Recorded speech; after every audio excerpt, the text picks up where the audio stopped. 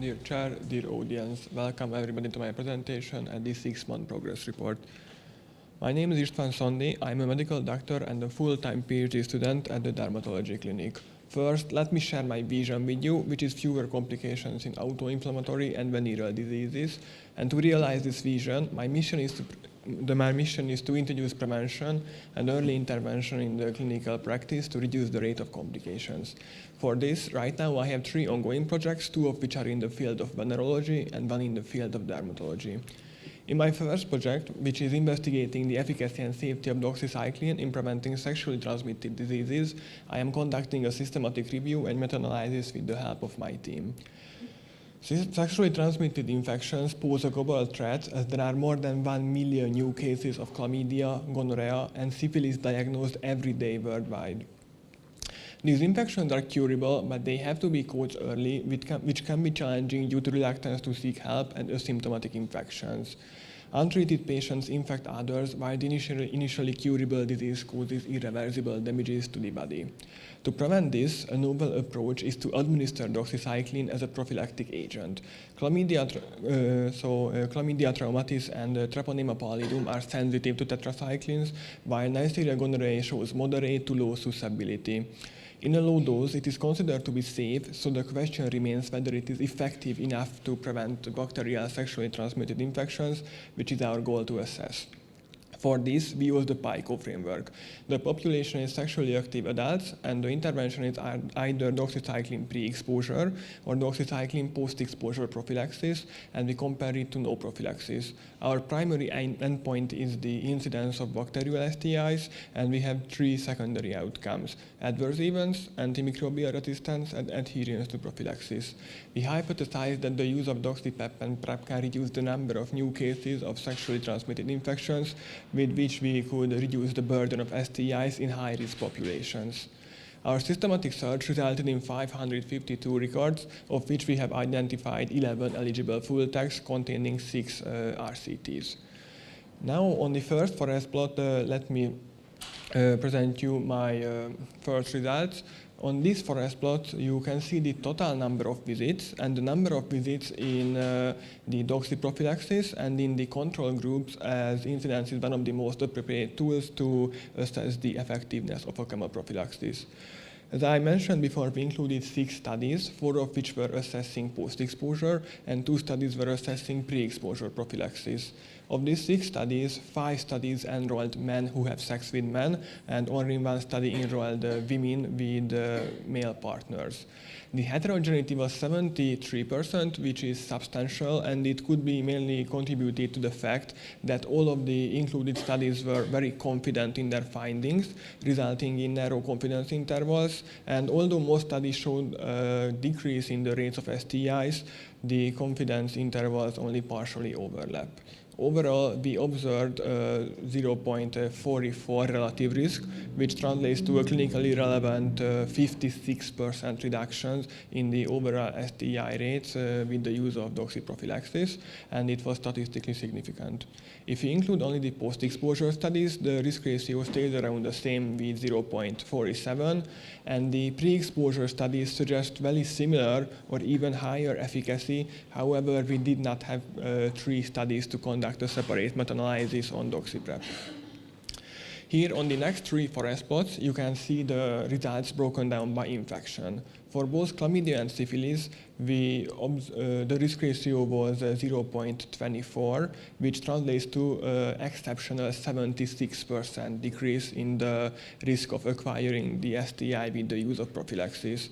For gonorrhea, the decrease in risk ratio was lower, 35%. However, it was still unexpectedly high, considering that Neisseria gonorrhoeae generally exhibits low susceptibility to tetracyclines.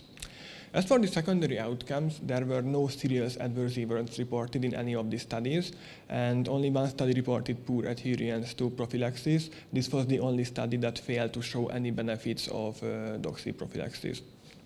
The major concern around this topic is the emergence of new antimicrobial resistance as a result of extensive use of antibiotic prophylaxis, yet none of the included studies have been able to provide clear evidence on this matter. Our study is subject to certain strengths and limitations. We included only RCTs in our analysis, and we rigorously adhere to all Cochrane collaboration guidelines, ensuring the highest standards of quality, transparency, and replicability in our results. However, to date, there are only a limited number of studies on this topic, and 2 of the included studies have not yet been published. Only conference abstracts were available. Furthermore, we did not have enough studies to conduct a separate quantitative analysis on the doxyprep. To conclude, our study provided evidence that doxyprep is highly effective in the prevention of chlamydia and syphilis in high-risk MSM populations, with potential effectiveness against gonorrhea, likely influenced by local resistance patterns. Doxyprep suggests similar efficacy. However, due to the limited number of studies, any conclusion should be drawn with caution. The thorough assessment of the resistance issue is crucial, as the impact of doxycycline prophylaxis on the emergence of new resistance will determine its long-term applicability. Based on our results, we advocate for the use of doxyprep in high-risk MSM populations with careful patient selections. However, additional studies should evaluate the efficacy and effects of doxyprophylaxis in cisgender women and in men with female partners to ensure that these findings are applicable to a broader demographic. We received our manuscript back from Authenticity Check this Monday, and we plan to submit it next Monday. Our first choice of journal will be the Lancet Infectious Disease, as this journal is quite interested in this topic right now. And now let me present you my second project, which is investigating the effectiveness of meningococcal vaccines in the prevention of gonorrhea. The growing number of multi-resistant strains of Neisseria gonorrhea is a global threat, and despite the attempts, there's still no available vaccination. On the other hand, we have several effective and safe vaccines to prevent meningococcal disease. Neisseria meningitidis, a bacterium from the same genus, has very similar outer membrane components, which could be the basis of cross-protection offered by OMV-containing vaccines. Based on these, our goal is to determine the effectiveness of OMV-containing meningococcal vaccines in the prevention of gonorrheal infection. The population of interest is anybody eligible to receive meningococcal vaccine, and we compare OMV-based meningococcal vaccines to no OMV vaccines, which could be non-OMV containing vaccines or no vaccine at all. The outcome is the incidence of gonococcal infection, and we hypothesize that OMV meningococcal vaccines provide cross-protection against Neisseria gonorrhoeae, with which we could lower the number of gonorrhea cases. Here you can see my preliminary search key with the results in the 3 main databases, and I have highlighted 4 key articles. Raw data for odds ratio calculations can be extracted from all of these articles from comparison. This topic is in early phase right now. We plan to submit the Prospero in the upcoming weeks. And in my last project, which I won't have time to discuss in details, I am investigating the therapeutic options in hidradenitis suppurativa adapted to stages of the disease.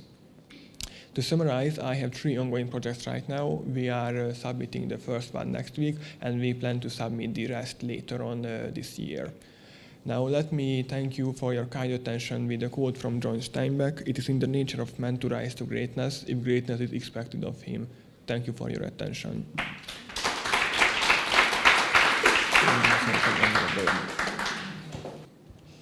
My question is regarding your first project. I'm curious about the women you included in your study, because you talked about the MSM population, but would you like to analyze women as a subgroup, and should we treat these women also? And were they at high risk too? Thank you for your questions. So we had one study that included women. Fortunately, it was a big study. They included almost 500 women. But unfortunately, on the other hand, this was the only study that didn't show any success with doxycycline. But it wasn't because of they included women. It was because the adherence was very poor. Based on objective measures, only 28% of the participants took the prophylaxis regularly. And that way, that way it couldn't work. But a recent study just published this month evaluated the doxycycline concentration after 200 milligram doxycycline, so the same that we would use in this prophylaxis. And this study found that the doxycycline level is high in vaginal and rectal tissue for women for 4 days after one dose of doxycycline. So based on these, doxycycline should work in women for prevention, but the current evidence doesn't specifically support this. Were they also at a high risk or just general? No, the women wasn't a special population, but it was conducted in Kenya, and the knowledge about STIs is probably lower there, and also the prevalence and incidence of bacterial STIs is higher there. Thank you.